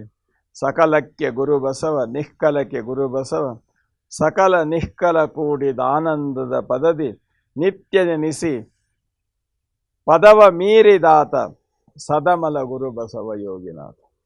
ಅಲ್ಲಿ ಬಂದು ನಿಂತು ಅದನ್ನು ಮೀರಿದಂಥ ಒಂದು ವಿಶೇಷತೆ ಇದೆಯಲ್ಲ, ಅದು ಯಾರು ಮಾಡ್ತಾರ ಕೆಲಸ? ಯಾರಿಂದ ಆಗುತ್ತೆ? ಅದು ಬಸವ ಪ್ರಜ್ಞೆ ಆ ಕೆಲಸವನ್ನು ಮಾಡಿಸಿದೆ. ಈ ಲೆಕ್ಕದಿಂದಲೇ ಹಾಗಾದರೆ ಮುಂದೆ ಏನಿದೆ? ಈ ಕಾರಣದಿಂದಲೇ ಮುಂದೆ ಹೇಳ್ತಾರೆ, ಬಸವ ಕಾರಣ ನಿತ್ಯ, ಬಸವ ಕಾರಣ ಸತ್ಯ, ಬಸವ ಕಾರಣ ಸತ್ಯ, ಬಸವ ಕಾರಣ ನಿತ್ಯ, ಬಸವ ಕಾರಣ ನಿಮ್ಮ ಭಕ್ತಿಯಯ್ಯ, ಬಸವನೇ ತನು ಮನಕ್ಕೆ ಒಡೆಯನಾದ ಮೇಲೆ ಬಸವಪ್ಪ ಶರಣೆಂಬೆ ಯೋಗಿನಾಥ. ನೋಡಿ ಎಷ್ಟು ಸರಳವಾಗಿ ಮತ್ತು ಸ್ಪಷ್ಟವಾಗಿ ಸಾಮಾನ್ಯರಿಗೆ ಅರ್ಥವಾಗುವಂಥ ರೀತಿಯಲ್ಲಿ ಅದನ್ನು ವಿಷಾದವಾಗಿ ವಿಶೇಷವಾಗಿ ಅದನ್ನು ಬಿಡಿಸಿ ವಿಶಾಲವಾದ ನೆಲೆಯಲ್ಲಿ ನಮಗೆ ಹೇಳಲಿಕ್ಕೆ ಹೊರಟಿದ್ದಾರೆ. ಅದನ್ನು ಹೇಳಲಿಕ್ಕೆ ಹೋದಾಗ ಪೂರ್ತಿ ಆಗಲಿಲ್ಲ ಅನ್ನೋದೇ ಒಂದು ವಿಷಾದ ನಮಗೆ. ಅಯ್ಯೋ, ಇನ್ನೂ ಹೇಳಬೇಕಾಗಿತ್ತಲ್ಲ, ಇನ್ನೂ ಬಾಕಿ ಉಳೀತಲ್ಲ. ಎಷ್ಟು ವಿಶೇಷ ಅಲ್ವಾ ಇದು? ನೋಡಿ, ಅಪ್ಪ ಬಸವಣ್ಣನ ಬಗ್ಗೆ ಅವರು ಹೇಳ್ತಾರೆ, ಯಾವುದು ಸತ್ಯ? ನಾವು ಯಾವುದನ್ನು ಸತ್ಯ ಅಂತ ತಿಳಿದ್ವಿ? ಸತ್ಯ ಅಂತ ಹೇಳಿದ್ರೆ ತನ್ನ ಅಸ್ತಿತ್ವವನ್ನು ಖಚಿತವಾಗಿ ಅನುಭಾವಿಗಳಿಗೆ ಎಲ್ಲರಿಗೂ ಅದು ಗೋಚರವಾಗುವಂತೆ ಇರತಕ್ಕಂಥದ್ದು ಸತ್ಯ. ಸತ್ ಅದು ನಿಶ್ಚಯವಾಗೂ ಇರತಕ್ಕಂಥದ್ದು. ಅದನ್ನು ನಾವು ತಿಳ್ಕೊಂಡಿದ್ದು ಯಾರಿಂದ? ಬಸವ ಕಾರಣ ಸತ್ಯದ ಪರಿಚಯವಾಯಿತು ನಮಗೆ. ಆ ಸತ್ಯ ಅಂದ್ರೇನು? ಅದು ನಿಶ್ಚಿಂತ ನಿಭ್ರಾಂತ ಸ್ವರೂಪದಲ್ಲಿ ಯಾವತ್ತೂ ಇರತಕ್ಕಂಥದ್ದು. ಸತ್ಯದ ಅಂತರಂಗವನ್ನು ತಿಳ್ಕೊಂಡಿದ್ದು ಸಹ ಬಸವ ಕಾರಣದಿಂದಲೇ. ಅವರು ಹೇಳ್ತಾರೆ, ಬಸವ ಕಾರಣ ನಿತ್ಯ. ನೋಡಿ, ಬಸವ ಕಾರಣ ಸತ್ಯ, ಬಸವ ಕಾರಣ ನಿತ್ಯ, ಬಸವ ಕಾರಣ ನಿಮ್ಮ ಭಕ್ತಿಯಯ್ಯ. ಈ ಸತ್ಯ ಮತ್ತು ನಿತ್ಯದ ಅಂದರೆ ವಾಸ್ತವಿಕವಾಗಿರ್ತಕ್ಕಂಥ ಆಧ್ಯಾತ್ಮದ ನೆಲೆಯ ಒಂದು ನಾಣ್ಯ ಅಂತ ಹೇಳಿದ್ರೆ, ಒಂದು ಮುಖ ಸತ್ಯ, ಇನ್ನೊಂದು ಮುಖ ನಿತ್ಯ. ಇದನ್ನು ಸಂಪೂರ್ಣವಾಗಿ ಅರ್ಥ ಮಾಡಿಕೊಂಡಂಥ ನೆಲೆ ಇದೆಯಲ್ಲ, ಇದು ಭಕ್ತಿ. ಅದನ್ನೇ ಹೇಳ್ತಾರೆ, ಬಸವ ಕಾರಣ ನಿಮ್ಮ ಭಕ್ತಿಯಯ್ಯ. ಇದರಿಂದ ನಾನು ಭಕ್ತಿಯ ನೆಲೆಯನ್ನು ಅರ್ಥ ಮಾಡಿಕೊಂಡೆ. ಸ್ಥಿರವಾಗಿರ್ತಕ್ಕಂಥ, ಬದಲಿಸಲಿಕ್ಕೆ ಆಗದೇ ಇರತಕ್ಕಂಥ ಒಂದು ಖಚಿತವಾಗಿರ್ತಕ್ಕಂಥ ಸಂಕಲ್ಪ ಶಕ್ತಿ ಇದೆಯಲ್ಲ, ಅದು ಸತ್ಯದ ಮೇಲೆ ನಿಂತರೆ ಅದರ ಆಚರಣೆ ನಮ್ಮನ್ನು ಬೆಳಕಿನ ಹಾದಿಯಲ್ಲಿ ಕರ್ಕೊಂಡು ಹೋಗ್ತದಲ್ಲ, ಅದು ನಿತ್ಯದ ನೆಲೆಯನ್ನು ನಮಗೆ ಪರಿಚಯ ಮಾಡಿಕೊಡುತ್ತೆ. ಇವೆರಡಕ್ಕೂ ಬಸವಣ್ಣನೇ ನಮಗೆ ಮೂಲ ಪ್ರೇರಕ. ಬಸವನೇ ತನು ಮನಕ್ಕೆ ಒಡೆಯನಾದ ಮೇಲೆ ನೋಡಿ ಹೇಗಿದೆ. ಸತ್ಯ ತನು, ನಿತ್ಯ ಮನ. ತನು ಸ್ಥೂಲ, ನಿತ್ಯ ನೋಡಿ ಮನ ಸೂಕ್ಷ್ಮ. ಸತ್ಯ ಮತ್ತು ಈ ವ್ಯವಸ್ಥೆಗಳನ್ನ ಎಷ್ಟು ಸ್ವಾರಸ್ಯವಾಗಿ ಜೋಡಿಸ್ತಾರೆ ನೋಡಿ. ಬಸವ ಸತ್ಯ, ಬಸವ ನಿತ್ಯ, ಸತ್ಯ ನಿತ್ಯ, ತನು ಮನ, ಇವುಗಳನ್ನು ಸಹಜವಾದ ರೀತಿಯಲ್ಲಿ ಜೋಡಿಸ್ತಾ ಬಸವನೇ ತನು ಮನಕ್ಕೆ ಒಡೆಯನಾದ ಮೇಲೆ ಈ ತನುಮನದ ನೆಲೆಯನ್ನು ಭೇದಿಸಿ ಅಲ್ಲಿ ಬಸವ ಪ್ರಜ್ಞೆ ಒಂದೇ ನಿಂತಾಗ ಬಸವಪ್ಪ ಶರಣೆಂಬೆ ಯೋಗಿನಾಥ. ಬಸವಪ್ಪ ಶರಣೆಂಬೆ. ಯಾಕೆ ಅಂತಂದರೆ ಈ ತನು ಮನ ಇವೆರಡನ್ನು ತನು ನೋಡಿ, ಅದು ಬಸವಣ್ಣವ್ರು ಹೇಳ್ತಾರೆ, ನಿಮ್ಮ ತನುವ ಸಂತೈಸಿಕೊಳ್ಳಿ, ನಿಮ್ಮ ಮನವ ಸಂತೈಸಿಕೊಳ್ಳಿ. ಇದು ಬಹಳ ಮುಖ್ಯ. ಇದು ತನು ಮನ ಅನ್ನೋದನ್ನು ನಾವು ಬರೀ ಸ್ಥೂಲವಾಗಿ ಹೊರಗಡೆ ಇಟ್ಕೊಂಡು ಹೋಗ್ತೇವೆ ನಾವು. ಆದರೆ ತನು ಮತ್ತು ಮನ ಇವೆರಡೂ ಸಹ ಒಂದು ಗಂಧ, ಒಂದು ಒಂದು ದೀಪ ಮತ್ತು ಬೆಳಕಿನ ಹಾಗೆ ಪರಸ್ಪರ ಕೂಡ್ಕೊಂಡಿರ್ತಕ್ಕಂಥದ್ದು. ಒಂದು ಹೂವು ಮತ್ತು ಸುವಾಸನೆಯ ಹೇಗೆ ಜೊತೆಯಲ್ಲಿರ್ತದೋ ಹಾಗೆ ಹೂವು ತನುವಾದರೆ ಸುವಾಸನೆ ಮನ, ಹೂವು ಸತ್ಯವಾದರೆ ಸುವಾಸನೆ ನಿತ್ಯ.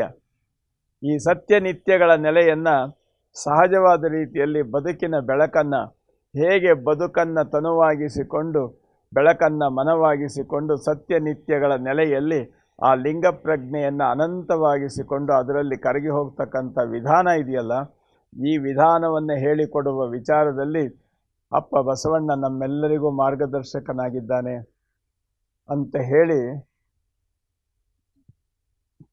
ಮನದ ತಮ್ಮ ನೆಲೆಯನ್ನು ಮೀರಿ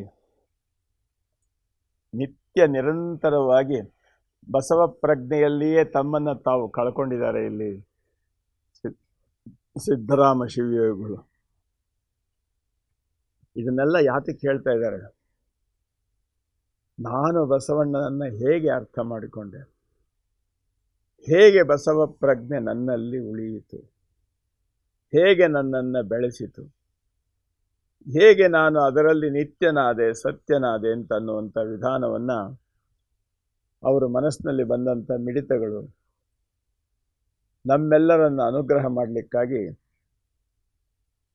ಅಕ್ಷರ ರೂಪದಲ್ಲಿ ಪದ್ಯ ರೂಪದಲ್ಲಿ ನಮ್ಮ ಕಣ್ಮುಂದೆ ಬಂದಿದೆ. ಲಿಂಗ ಜಂಗಮ ಬಸವ ಸಂಗತ ಬಸವಣ್ಣ. ನೋಡಿ ಮುಂದಿನ ಪದ್ಯ ಎಷ್ಟು ಸ್ವಾರಸ್ಯ ಇದೆ. ಲಿಂಗ ಜಂಗಮ ಬಸವ ಸಂಗತ ಬಸವಣ್ಣ, ಅಂಗ ಕಳೆ ಗುಣಭಾವ ಬಸವಣ್ಣನು, ಲಿಂಗ ಕಾರಣ ಬಸವನಾದ ಮೇಲೆ ಮತ್ತೆ ಲಿಂಗ ನೀ ನಾನಾದೆ ಯೋಗಿನಾಥ. ಆ ಲಿಂಗ ಪ್ರಜ್ಞೆಯನ್ನು ಹೇಗೆ ನಾನು ಸಂಪೂರ್ಣವಾಗಿ ಆತ್ಮಸಾತ್ ಮಾಡಿಕೊಂಡೆ, ಅದನ್ನು ನನ್ನದನ್ನಾಗಿಸಿಕೊಂಡೆ ಅಂತನ್ನುವಂಥದ್ದನ್ನು ಆ ಒಳಗಿನ ತಿಳುವಳಿಕೆಯನ್ನು ನಮಗೆ ಹೇಳ್ತಾರವರು. ಲಿಂಗ ಜಂಗಮ ಬಸವ ಸಂಗ, ಲಿಂಗ ಜಂಗಮ ಬಸವ ಸಂಗತ ಬಸವಣ್ಣ. ಲಿಂಗ ಜಂಗಮ ಅಂದ್ರೇನು, ಮುಂದೆ ಇದ್ರ ಬಗ್ಗೆ ಇನ್ನೂ ವಿಶೇಷ ಪದ್ಯಗಳು ಬರ್ತವೆ. ಆದರೆ ಅದು ಸ್ಥೂಲ ನಾವು ತಿಳ್ಕೊಳ್ಬೇಕು. ಲಿಂಗ ಜಂಗಮ ಅಂತ ಹೇಳಿದ್ರೆ, ಲಿಂಗ ಅಂತ ಹೇಳಿದ್ರೆ ಸೂಕ್ಷ್ಮವಾಗಿರ್ತಕ್ಕಂಥ ಒಳಗಿರ್ತಕ್ಕಂಥ ಚೈತನ್ಯ, ಅಗಮ್ಯ ಅಗೋಚರ ಅಪ್ರತಿಮ ನಿರಾಕಾರ ಸಾಕಾರಗೊಳ್ಳುವ ಪ್ರಥಮ ಕ್ಷಣ, ಪ್ರಥಮ ಅಣುಕ್ಷಣ ಅಂತ ಹೇಳಿ ಅದನ್ನು ಆ ನೆಲೆಯಲ್ಲಿ ಅದು ಬೆಳಕಾಗಿ ಆವರಿಸಿದ್ದು ಸೀಮಾತೀತವಾಗಿರ್ತಕ್ಕಂಥ ನೆಲೆಯನ್ನು ಈ ನೆಲೆಯಲ್ಲಿ ಹೇಳ್ತಾರೆ ಲಿಂಗ ಜಂಗಮ ಬಸವ. ಲಿಂಗ ಜಂಗಮ ಬೇರೆ ಹೇಳ್ಬೋದು ನಾವು, ಆದರೆ ಲಿಂಗ ಜಂಗಮ ಬಸವ ಅಷ್ಟೇ ಅಲ್ಲ, ಸಂಗತ ಬಸವಣ್ಣ. ಇವೆರಡರ ಅದ್ಭುತವಾಗಿರ್ತಕ್ಕಂಥ ಒಂದು ಅವಿನಾಭಾವ ಬೆಸುಗೆ ಇದೆಯಲ್ಲ, ಅದು ಸಂಘ, ಅದು ತಾ ಬಸವಣ್ಣ. ಅಂಗ ಕಳೆ ಗುಣಭಾವ ಬಸವಣ್ಣನು. ಇದನ್ನು ತಿಳ್ಕೊಳ್ಬೇಕಾದ್ರೆ ಮೊದಲು ಲಿಂಗ ಪ್ರಜ್ಞೆ ಜಾಗೃತವಾಗಬೇಕಾದ್ರೆ ಅಂಗದ ಆಧಾರ ಬೇಕು. ಅಂಗದ ಆಧಾರದಿಂದ ಅದು ಲಿಂಗದ ನೆಲೆ ಬಂದಾಗ ಲಿಂಗ ಅಂಗಲಿಂಗ ಸಮರಸದ ನೆಲೆ ಬರ್ತದೆ. ಇಲ್ಲಿ ಅಂಗ ಕಳೆ ಅದು ಮುಂದೆ ಏನಾಗುತ್ತೆ, ಗುಣಭಾವ.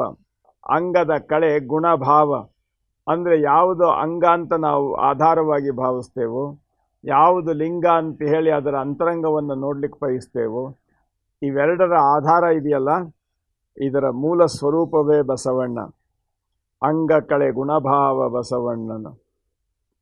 ಅದಾದಮೇಲೆ ಏನಾಯಿತು, ಲಿಂಗ ಕಾರಣ ಬಸವನಾದ ಮೇಲೆ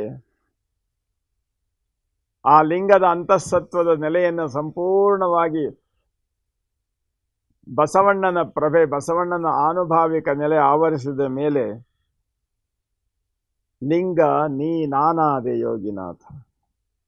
ನೋಡಿ, ಆ ಲಿಂಗ ಪ್ರಜ್ಞೆ, ಆ ಬಸವ ಪ್ರಜ್ಞೆಯ ಮುಖಾಂತರವಾಗಿ ಹೇಗೆ ನಾನೇ ಅದನ್ನು ಅನುಭವಿಸಿದೆ ಅಂತ ನೋಡಿ. ನಮ್ಮ ಮೈಲಾರದ ಬಸವಲಿಂಗ ಶರಣನ ಕಡೆ ಹೇಳ್ತಾರೆ, ಈ ಲಿಂಗ ನಿನ್ನಂಗ ಕಾಲಿಂಗನವಾಗಲ್ಕೆ ನೀಲಿಂಗ ನಿನ್ನ ಮೈಲಿಂಗ ಎಂದೆನ್ನೊಳು ಕೀಲಿಸಿದ ಗುರುವೆ ಕೃಪೆಯಾಗು. ಕೀಲಿಸಿದ ಬಸವ ಗುರುವೆ ಕೃಪೆಯ ಅಂತ ಅಂದಾಗ ನೋಡಿ, ಅದಕ್ಕೆ ವ್ಯಾಖ್ಯಾನದಂತೆ ಈ ಪದ್ಯ ಇದ್ದರೆ ಇವರು ಹೇಳ್ತಾರೆ, ಲಿಂಗರೂಪನು ಬಸವ, ಜಂಗಮ ರೂಪನು ಬಸವ, ಸಂಗಮ ಗುರುಮೂರ್ತಿ ಬಸವ ಲಿಂಗ.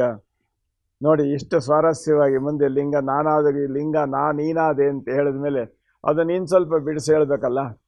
ಮುಂದೆ ಹೇಳ್ತಾರಲ್ಲಿ, ಲಿಂಗರೂಪನು ಬಸವ, ಜಂಗಮ ರೂಪನು ಬಸವ, ಸಂಗನ ಗುರುಮೂರ್ತಿ ಶ್ರೀ ಬಸವಲಿಂಗ. ನೋಡಿ ಇಲ್ಲಿ ಲಿಂಗ ಸ್ವರೂಪವಾಗಿ ನಮಗೆ ಕಾಣಿಸ್ಕೊಳ್ತಕ್ಕಂಥದ್ದು ಬಸವಣ್ಣನೇ. ಅಷ್ಟೇ ಅಲ್ಲ, ಜಂಗಮ ರೂಪನು ನಮಗೆ ಕಾಣಿಸ್ಕೊಳ್ತಕ್ಕಂಥದ್ದು ಬಸವಣ್ಣನೇ. ಆದರೆ ಇವೆರಡರ ಸಂಪೂರ್ಣವಾಗಿರುವಂಥ ಸಮನ್ವಯ ರೂಪ ಇದೆಯಲ್ಲ, ಅದು ಬಸವಣ್ಣನೇ. ಲಿಂಗ ಜಂಗಮವನ್ನು ಒಂದು ಮಾಡಿಯೇ ತೋರ್ದ, ಲಿಂಗ ಜಂಗಮವನ್ನು ಒಂದು ಮಾಡಿಯೇ ತೋರ್ದ ಸಂಗನ ಬಸವಣ್ಣನ ಯೋಗಿನಾಥ. ಸಾಧಾರಣವಾಗಿ ಈ ಲಿಂಗ ಮತ್ತು ಜಂಗಮ ಅಂತನ್ನುವಂಥ ನೆಲೆ ಎರಡು ಬೇರೆ ಬೇರೆ ಅಂತನ್ನುವಂಥ ನೆಲೆಯಲ್ಲಿ ಅದರ ವ್ಯವಸ್ಥೆ ಇದ್ದಾಗ ಇವೆರಡನ್ನು ಸಮನ್ವಯಗೊಳಿಸಿ ಲಿಂಗರೂಪನು ಬಸವ, ಜಂಗಮ ರೂಪನು ಬಸವ ಅಂತನ್ನುವಂಥ ರೀತಿಯಲ್ಲಿ ಸಹಜ ಸ್ವರೂಪದ ನೆಲೆಯಲ್ಲಿ ಅವೆರಡನ್ನು ಸಮನ್ವಯಗೊಳಿಸಿದ ನೆಲೆಯಲ್ಲಿಯೇ ಸಂಗನ ಬಸವಣ್ಣ ಅಂತ ಹೆಸರು ಬಂತು ಅಂತ ನನಗನ್ನಿಸ್ತದೆ. ನೋಡಿ ಇಲ್ಲಿ ಅದನ್ನೇ ಹೇಳ್ತಾರೆ, ಲಿಂಗ ಜಂಗಮವನ್ನು ಒಂದು ಮಾಡಿಯೇ ತೋರ್ದ ಸಂಗನ ಬಸವಣ್ಣನ ಯೋಗಿನಾಥ. ಸಂಗನ ಬಸವಣ್ಣ ಇದು ಸ್ವಾರಸ್ಯವಾಗಿರುವಂಥ ಲೆಕ್ಕದಲ್ಲಿ. ಮತ್ತೆ ಅದನ್ನೇ ಇನ್ನೂ ಒಂದು ಸ್ವಲ್ಪ ವಿಸ್ತಾರವಾಗಿ ಹೇಳ್ತಾರೆ ನೋಡಿ, ಲಿಂಗರೂಪನು ಬಸವ, ಜಂಗಮ ರೂಪನು ಬಸವ, ಸಂಗನ ಗುರುಮೂರ್ತಿ ಶ್ರೀ ಬಸವಲಿಂಗ, ಲಿಂಗ ಜಂಗಮವನ್ನು ಒಂದು ಮಾಡಿಯೇ ತೋರ್ದ ಸಂಗನ ಬಸವಣ್ಣನ ಯೋಗಿನಾಥ. ಅಷ್ಟೇ ಏನು? ಇಲ್ಲ, ಮತ್ತೆ ಹೇಳ್ತೀನಿ ಕೇಳಿ ಅಂತಾರೆ. ಲಿಂಗರೂಪನು ಬಸವ, ಜಂಗಮ ರೂಪನು ಬಸವ, ಸಂಗ ನಿಜಗುರುಮೂರ್ತಿ ಬಸವಲಿಂಗ. ನೋಡಿ ಅಲ್ಲಿ ಮೊದಲು ಹೇಳಿದ್ರು, ಮೊದಲನೇ ತ್ರಿಪದಿಯಲ್ಲಿ ಸಂಗನ ಗುರುಮೂರ್ತಿ ಬಸವಲಿಂಗ ಅಂತ ಹೇಳಿದ್ರು. ಅವ್ರ ಮನಸ್ಸಿಗೆ ಇನ್ನೂ ಹೇಳಬೇಕು ಅನ್ನಿಸ್ತು. ಅದಕ್ಕೆ ಮುಂದೆ ಇನ್ನೊಂದು ಸೇರಿಸಿದ್ರು, ಸಂಗ ನಿಜ ಗುರುಮೂರ್ತಿ ಬಸವಲಿಂಗ. ಆಮೇಲೆ ಅಲ್ಲಿ ಆ ಪದ್ಯದಲ್ಲಿ ಹೇಳಿದ್ರು, ಲಿಂಗ ಜಂಗಮರನ್ನು ಒಂದು ಮಾಡಿಯೇ ತೋರ್ದ ಸಂಗನ ಬಸವಣ್ಣ ಅಂತ. ಇಲ್ಲ, ಅದನ್ನು ಇನ್ನೂ ವಿಸ್ತಾರವಾಗಿ ಹೇಳಬೇಕು ಅಂತ ಹೇಳಿ ಅಂಗಲಿಂಗದ ಬೆಳಗನೊಂದು ಮಾಡಿಯೇ ತೋರ್ದ. ನೋಡಿ, ಅಂಗಲಿಂಗದ ಬೆಳಗನೊಂದು ಮಾಡಿಯೇ ತೋರ್ದ ಸಂಗನ ಬಸವಣ್ಣನ ಯೋಗಿನಾಥ. ನೋಡಿ, ಇವೆರಡು ಪದ್ಯಗಳನ್ನು ನಾವು ಪರಸ್ಪರ ಹೊಂದಾಣಿಕೆಗೆ ಇಟ್ಕೊಳ್ಬೇಕು. ಒಂದಕ್ಕೊಂದು ಆಧಾರವಾಗಿರತಕ್ಕಂಥದ್ದು. ಲಿಂಗ ಜಂಗಮರನ್ನು ಒಂದು ಮಾಡಿಯೇ ತೋರ್ದ, ಅಷ್ಟೇ ಅಲ್ಲ, ಅಂಗಲಿಂಗದ ಬೆಳಗನೊಂದು ಮಾಡಿಯೇ ತೋರ್ದ. ನೋಡಿ ಎಷ್ಟು ಸ್ವಾರಸ್ಯ ಇದೆ. ಬೆಳಕು ಅಂಗಪ್ರಜ್ಞೆ ಲಿಂಗಪ್ರಜ್ಞೆಯ ನೆಲೆ, ಆ ಬೆಳಗಿದೆಯಲ್ಲ ಅದೇ ಜಂಗಮ ಸ್ವರೂಪವಾಗಿರ್ತಕ್ಕಂಥದ್ದು. ಈ ರೀತಿ ವ್ಯವಸ್ಥೆ ಮಾಡಿದ ಮೇಲೆ ಅದಷ್ಟೇ ಅಲ್ಲ, ಇನ್ನೂ ವಿಶೇಷವಾಗಿರುವಂಥ ನೆಲೆ ಇದೆ. ಇಂತು ಗುರು ಶಿಷ್ಯ ಸಂಬಂಧವನ್ನು ರಚಿಸಿ ಈಗ ನಿಶ್ಚಿಂತನಾದೆನೈ ಬಸವ ತಂದೆ. ಹೀಗೆ ಗುರು ಶಿಷ್ಯ ಸಂಬಂಧವನ್ನು ರಚಿಸಿ ಅಂಗಲಿಂಗ, ನೋಡಿ, ಅಂಗ ಶಿಷ್ಯ, ಲಿಂಗ ಗುರು. ಗುರು ಶಿಷ್ಯ ಸಂಬಂಧವನ್ನು ಯಾವುದು ನೋಡಿ, ಅರಿವು ಆಚಾರಗಳ ನೆಲೆ ಇದೆಯಲ್ಲ, ಅರಿವೇ ಗುರು, ಆಚಾರವೇ ಲಿಂಗ ಅನ್ನುವಂಥದ್ದನ್ನು ಹೇಳ್ತಾರೆ. ಆ ಲಿಂಗ ಪ್ರಜ್ಞೆಯನ್ನು ಹಿಡ್ಕೊಂಡಾಗ ಅಲ್ಲಿ ಅರಿವು ಆಚಾರದ ನೆಲೆಯಲ್ಲಿ ಸಹಜವಾದ ರೀತಿಯಲ್ಲಿ ಸಮನ್ವಯಗೊಂಡಿರೋದನ್ನು ನಾವು ನೋಡ್ತಾ ಇದ್ದೇವೆ. ಲಿಂಗರೂಪನು ಬಸವ, ಜಂಗಮ ರೂಪನು ಬಸವ, ಸಂಗ ನಿಜಗುರು ಮೂರ್ತಿ ಬಸವಲಿಂಗ, ಅಂಗಲಿಂಗದ ಬೆಳಗನೊಂದು ಮಾಡಿಯೇ ತೋರ್ದ ಸಂಗನ ಬಸವಣ್ಣನ ಯೋಗಿನಾಥ ಅಂತ ಹೇಳಿದ ಮೇಲೆ ಮುಂದೆ ಹೇಳ್ತಾರೆ, ಇಂತು ಗುರು ಶಿಷ್ಯ ಸಂಬಂಧವನ್ನು ರಚಿಸಿ ಈಗ ನಿಶ್ಚಿಂತನಾದೆನೈ ಬಸವ ತಂದೆ. ಹೀಗೆ ಗುರು ಮತ್ತು ಶಿಷ್ಯ ಸಂಬಂಧವನ್ನು ಬೋಧಿಸಿ ನಿಶ್ಚಿಂತನಾದೆ, ಅಂತಕಾಂತಕನೆಂಬ ಅನ್ಯೋನ್ಯಕಾನೀಗ ಪಂಚಬ್ರಹ್ಮನವಾದೆ ಯೋಗಿನಾಥ. ಹೀಗೆ ಅಂತಕಾಂತಕ ಕಾಲ, ಆ ಮಹಾಕಾಲ, ಕಾಲನಿಗೆ ಕಾಲ, ಮಹಾಕಾಲ, ಈ ಕಾಲಭ್ರಮೆ, ಸಮಯ ಭ್ರಮೆ ಎಲ್ಲವನ್ನೂ ಮೀರಿರ್ತಕ್ಕಂಥ ನೆಲೆಯಲ್ಲಿ ಈ ಪರಸ್ಪರ ಒಂದಕ್ಕೊಂದು ಅನುಸರಿಸಿಕೊಂಡಿರ್ತಕ್ಕಂಥ ಈ ವಸ್ತುಗಳೇನಿವೆಯಲ್ಲ ಇವುಗಳನ್ನು ಸಂಪೂರ್ಣವಾಗಿ ಮೀರಿ ನಾನು ಪಂಚಬ್ರಹ್ಮನಾದೆ ಅಂತ. ಪಂಚಬ್ರಹ್ಮ ಅಂತಂದರೆ ಸೃಷ್ಟಿಯ ಮೂಲ ಸ್ವರೂಪದ ನೆಲೆ ಇದೆಯಲ್ಲ, ಆ ಒಂದು ನೆಲೆಯನ್ನು ಸಂಪೂರ್ಣವಾಗಿ ಇಟ್ಟುಕೊಂಡು ಇಲ್ಲಿ ಹೇಳುವಂಥ ಮಾತದು. ಅಂತಂದರೆ ಸೃಷ್ಟಿ, ಸ್ಥಿತಿ, ಲಯ, ತಿರೋಧಾನ, ಅನುಗ್ರಹ ಇವನ್ನು ಪಂಚಬ್ರಹ್ಮ ಸ್ವರೂಪ ಅಂತ ಹೇಳ್ತಾರೆ. ಇದು ಈ ಸೃಷ್ಟಿಯ ವ್ಯವಸ್ಥೆಯನ್ನು ಇಟ್ಟುಕೊಂಡಿರ್ತಕ್ಕಂಥ ವಿಧಾನ. ಸೃಷ್ಟಿ ತಯಾರು ಮಾಡುವಂಥದ್ದು, ಸ್ಥಿತಿ ಅದನ್ನು ಮೇಳೈಸುವಂಥದ್ದು, ಸೃಷ್ಟಿ ಸ್ಥಿತಿ ಅದರ ಮುಕ್ತಾಯ ಲಯ. ಆ ಲಯ ಅಷ್ಟೇ ಅಲ್ಲ, ಅದು ತಿರೋಧಾನ. ತಿರೋಧಾನ ಅಂತ ಹೇಳಿದ್ರೆ ಅದು ಮತ್ತೆ ಮೂಲ ಸ್ವರೂಪವನ್ನು ತಲುಪ್ತಕ್ಕಂಥದ್ದು. ಅನುಗ್ರಹ ಅಂತಂದರೆ ಇವೆಲ್ಲಕ್ಕೂ ಮೂಲ ಸ್ವರೂಪವಾಗಿ ತಾನು ನಿಶ್ಚಿಂತನಾಗಿ ನಿಭ್ರಾಂತನಾಗಿ ಅದಕ್ಕೆ ಅಂಟದೆ ಇದೆಲ್ಲಕ್ಕೂ ಸಾಕ್ಷಿಯಾಗಿ ಎಲ್ಲಕ್ಕೆ ಪ್ರೇರಕನಾಗಿ ಪೂರ್ತಿ ಮಾಡ್ತಕ್ಕಂಥ ಮೂಲ ಪರಬ್ರಹ್ಮ ಸ್ವರೂಪ. ಇದನ್ನು ಪಂಚಬ್ರಹ್ಮ ಸ್ವರೂಪ ಅಂತ ಹೇಳ್ತಾರೆ. ಸೃಷ್ಟಿ, ಸ್ಥಿತಿ, ಲಯ, ತಿರೋಧಾನ, ಅನುಗ್ರಹ. ನೋಡಿ, ಒಂದು ಬೀಜದ ಒಂದು ಕಾಳು ಹುಟ್ಟುತ್ತದೆ, ಅದು ಸೃಷ್ಟಿ ಅಂತ ಹೇಳ್ತೇವೆ. ಅದರ ಆಕಾರ ಮತ್ತು ಅದರ ಉಪಯೋಗ ಇದನ್ನು ಸ್ಥಿತಿ ಅಂತ ಹೇಳ್ತೇವೆ. ಅದು ಸಂಪೂರ್ಣವಾಗಿ ಮತ್ತೆ ಇಲ್ಲವಾಗಲಿಕ್ಕೆ ಪ್ರಾರಂಭವಾಗ್ತದೆ, ಲಯ ಅಂತ ಹೇಳ್ತೇವೆ. ತಿರೋಧಾನ ಅಂತ ಹೇಳಿದ್ರೆ ಯಾವುದು ಎಲ್ಲಿಂದ ಬಂತೋ ಅದು ಅಲ್ಲಿಯೇ ಸೇರಿ ಹೋಗಿ ತನ್ನ ತನವನ್ನು ಸಂಪೂರ್ಣವಾಗಿ ಸಮನ್ವಯಗೊಳಿಸ್ಕೊಳ್ತಕ್ಕಂಥ ನಿಧಾನ. ಇವು ನಾಲ್ಕು ನಡೀಬೇಕಾದ್ರೆ ಆ ಪರಮಾತ್ಮನ ಅನುಗ್ರಹ ಬೇಕು, ಅದು ಅನುಗ್ರಹ. ಇವಿಷ್ಟನ್ನು ಸೇರಿದ್ದನ್ನು ಪಂಚಬ್ರಹ್ಮ ಅಂತ ಹೇಳ್ತಾರೆ. ಇಲ್ಲಿ ಅದನ್ನ ಹೇಳ್ತಾರೆ ನೋಡಿ, ಇಲ್ಲಿ ಇಂತು ಗುರು ಶಿಷ್ಯ ಸಂಬಂಧವನ್ನು ರಚಿಸಿ ಈಗ ನಿಶ್ಚಿಂತನಾದನೈ ಬಸವ ತಂದೆ ಅಂತಕಾಂತಕನೆಂಬ ಅನ್ಯೋನ್ಯಕ್ಕೆ ನಾನೀಗ ಪಂಚಬ್ರಹ್ಮನು ಆದೆ ಯೋಗಿನಾಥ. ಪಂಚಬ್ರಹ್ಮನು ಆದೆ ಯೋಗಿನಾಥ. ನೋಡಿ, ಇಷ್ಟಾದ ಮೇಲೆ ಇನ್ನೇನಿದೆ? ಸಂಪೂರ್ಣವಾಗಿ ಅನುವಿನಾಯತಕ್ಕೆಲ್ಲ ಪರಿಪೂರ್ಣವಾಗಿರುವಂಥ ನೆಲೆಯನ್ನು ತಲುಪಿದ ಮೇಲೆ ಆ ಮುಂದಿನ ಮಾತು ಅದಕ್ಕೆ ಹೇಳ್ತಾರೆ.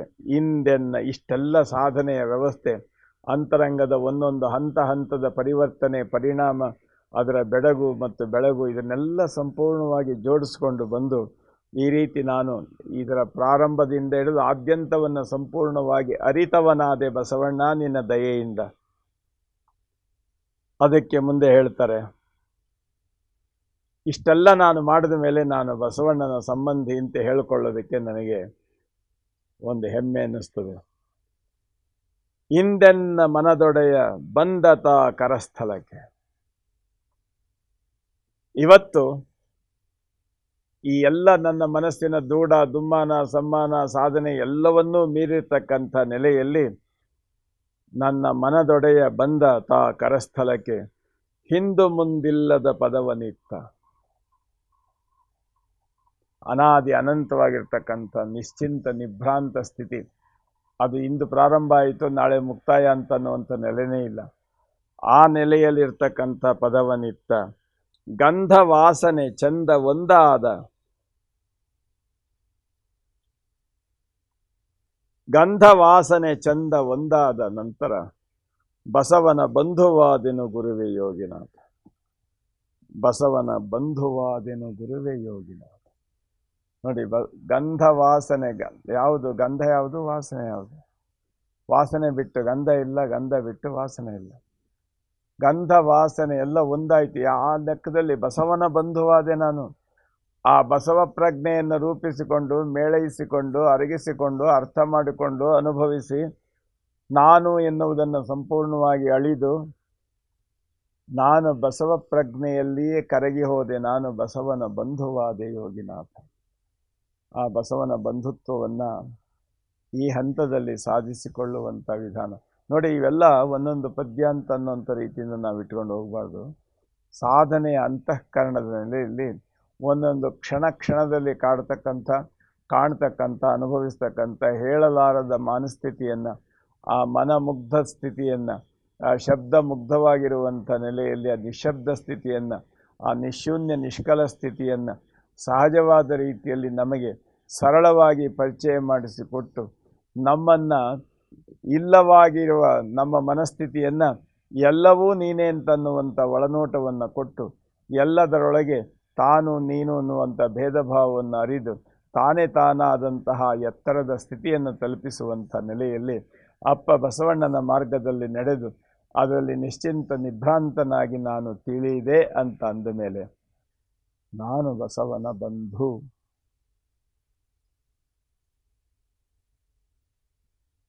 ಯೋಚನೆ ಮಾಡಿ, ಶಬ್ದಗಳನ್ನು ನಿಲ್ಲಿಸಿ ಮನದಾಳದಲ್ಲಿ ಇದರ ಬಗ್ಗೆ ಚಿಂತನೆ ಮಾಡಿ.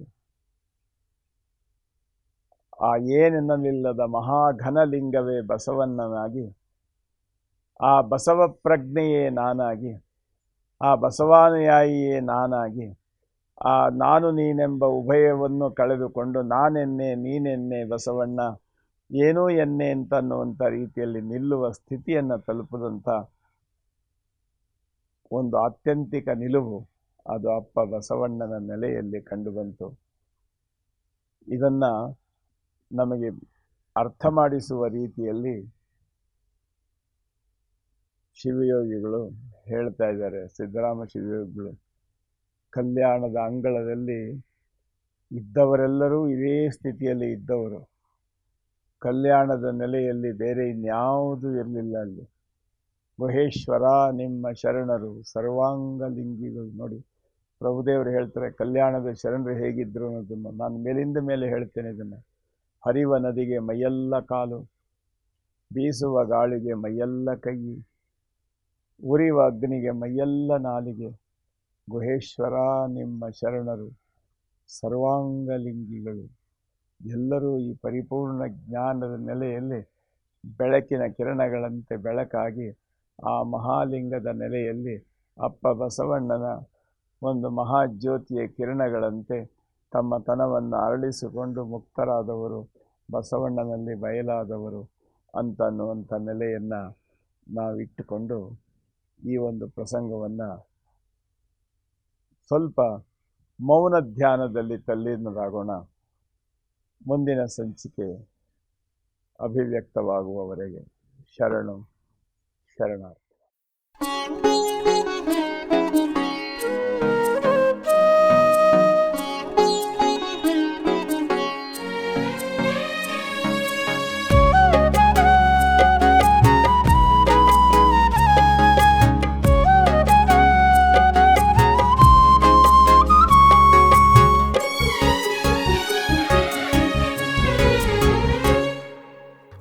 ಬಸವನಾನಂದ ಬಸವನತ್ಯಂತ ಬಸವನೆಯನ್ನ ಪರಮ ಬಂಧು ಪರಮ ಬಂಧು.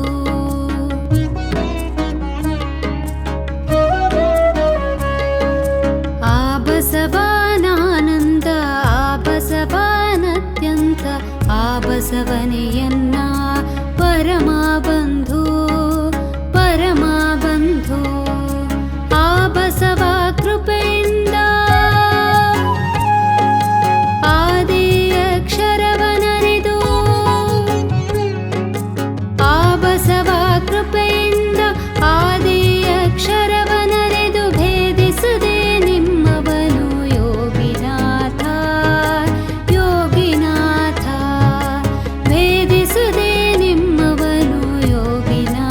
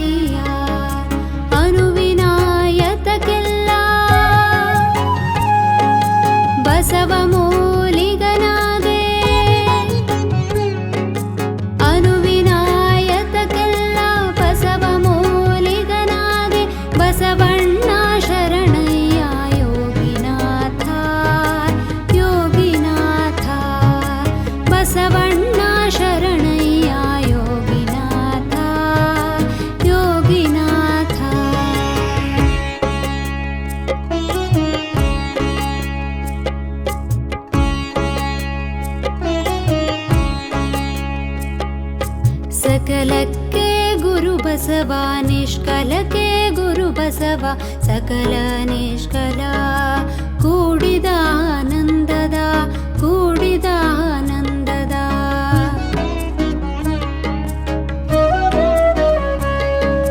ಸಕಲಕ್ಕೆ ಗುರು ಬಸವ ನಿಷ್ಕಲಕ್ಕೆ ಗುರು ಬಸವ ಸಕಲ ನಿಷ್ಕಲ ಕೂಡಿದ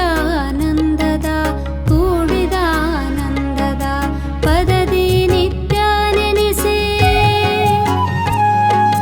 ಪದವ ಮೀರಿದಾತ ಪದದಿ ನಿತ್ಯ ನೆನೆಸಿ ಪದವ ಮೀರಿದಾತ ಸದಮಲ ಗುರು ಬಸವನ ಯೋಗಿನಾಥ ಸದಮಲ ಗುರು ಬಸವನ ಯೋಗಿನಾಥ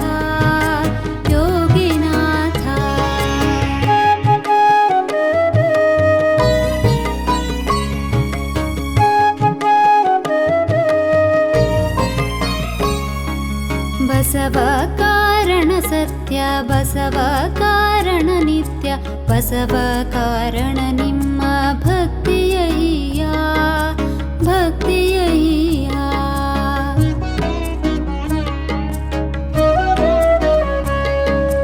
ಬಸವ ಕಾರಣ ಸತ್ಯ ಬಸವ ಕಾರಣ ನಿತ್ಯ ಬಸವ ಕಾರಣ ನಿಮ್ಮ ಭಕ್ತಿಯಯ್ಯ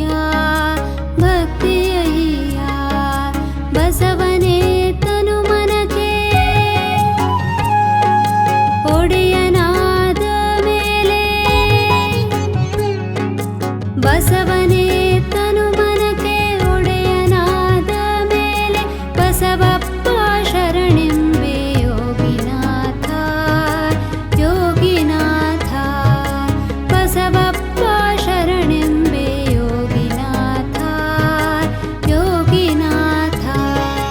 ಲಿಂಗ ಜಂಗಮ ಬಸವ ಸಂಗತ ಬಸವಣ್ಣ ಅಂಗ ಕಳೆಗುಣ ಭಾವ ಬಸವಣ್ಣನು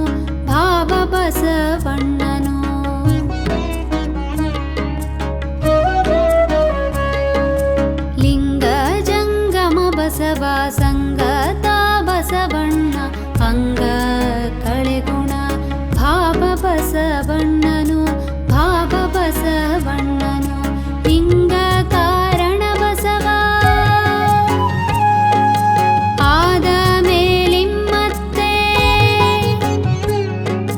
ಲಿಂಗ ಕಾರಣ ಬಸವನಾದ ಮೇಲಿಮ್ಮತ್ತೆ ಲಿಂಗ ನೀನಾದೆ ಯೋಗಿನಾಥ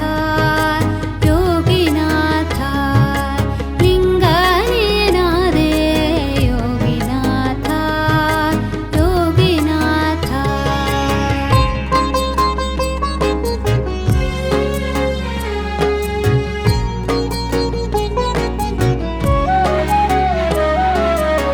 ಲಿಂಗಾರೂಪನು ಬಸವ ಜಂಗಮರೂಪನು ಬಸವ ಸಂಗನ ಗುರುಮೂರ್ತಿ ಶ್ರೀ ಬಸವಲಿಂಗ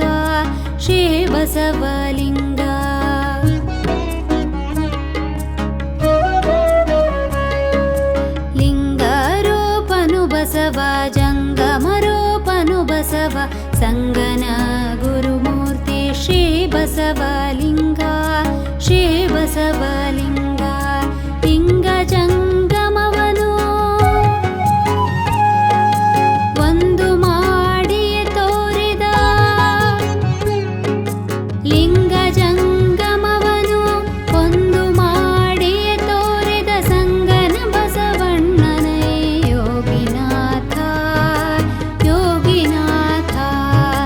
ಸಂಗನ ಬಸವಣ್ಣನ ಯೋಗಿನಾಥ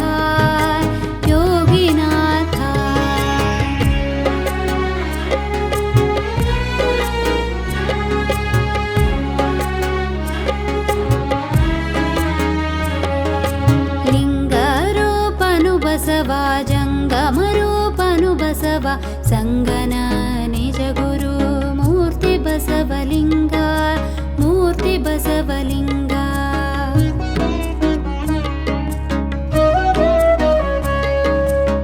ಲಿಂಗಾರೂಪನು ಬಸವ ಜಂಗಮರೂಪನು ಬಸವ ಸಂಗನ ಬಸವಲಿಂಗ ಮೂರ್ತಿ ಬಸವಲಿಂಗ ಅಂಗಲಿಂಗದ ಬೆಳಗನು ಒಂದು ಮಾಡಿ ತೋರಿದ ಅಂಗಲಿಂಗದ ಬೆಳಗನೊಂದು ಮಾಡಿ ತೋರಿದ ಸಂಗನ ಬಸವಣ್ಣನೇ ಯೋಗಿನಾಥ ಯೋಗಿನಾಥ ಸಂಗನ ಬಸವಣ್ಣನೇ ಯೋಗಿನಾಥ ಯೋಗಿನಾಥ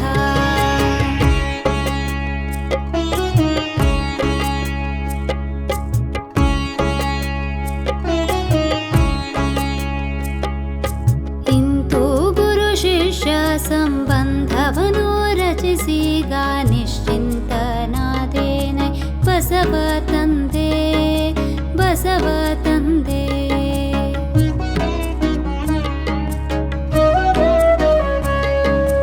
ಇಂತು ಗುರು ಶಿಷ್ಯ ಸಂಬಂಧವನ್ನು ರಚಿಸಿಗ ನಿಶ್ಚಿಂತನಾದೇನೆ ಬಸವ ತಂದೆ ಬಸವ ತಂದೆ ಅಂತ ಕಾಂತಕನೆಂಬ ಅನ್ಯೋನ್ಯ ಕಾನಿಗ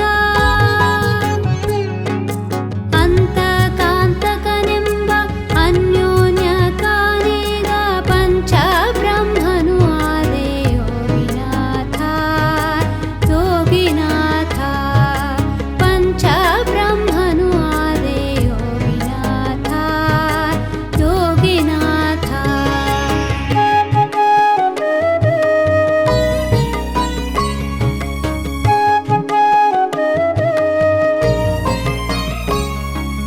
ಹಿಂದೆನ್ನ ಮನದುಡೆಯ ಬಂದ ತಾಕರ ಸ್ಥಳಕ್ಕೆ ಹಿಂದೂ ಮುಂದಿಲ್ಲದ ಪದವನಿತ್ತು ಪದವನಿತ್ತು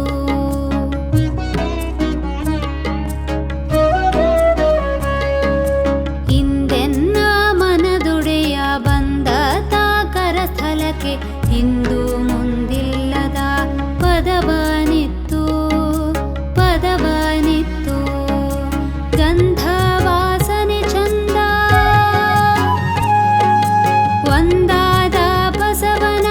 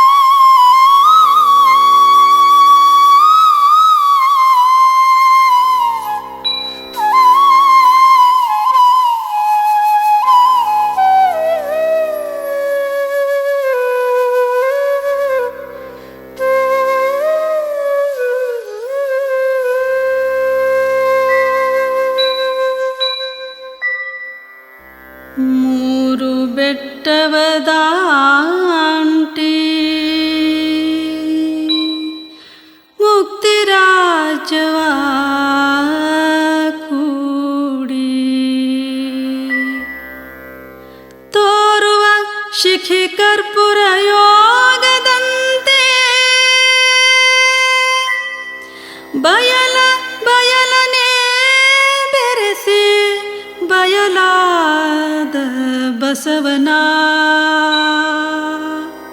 ನಿರವಯಲ ಪದವೆನಗೆ ಯೋಗಿನಾಥ.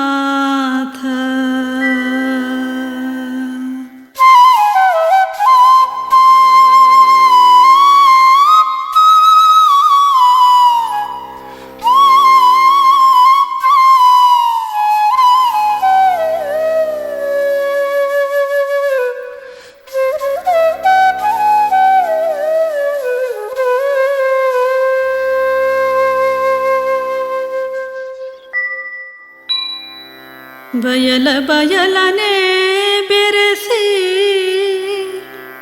ಬಯಲಾದ ಬಸವ ಬಸವ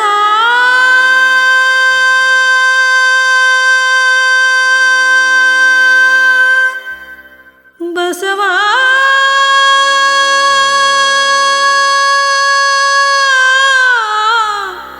ಬಸವ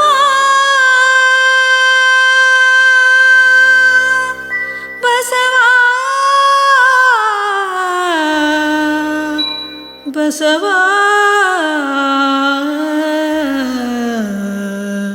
ಬಸವ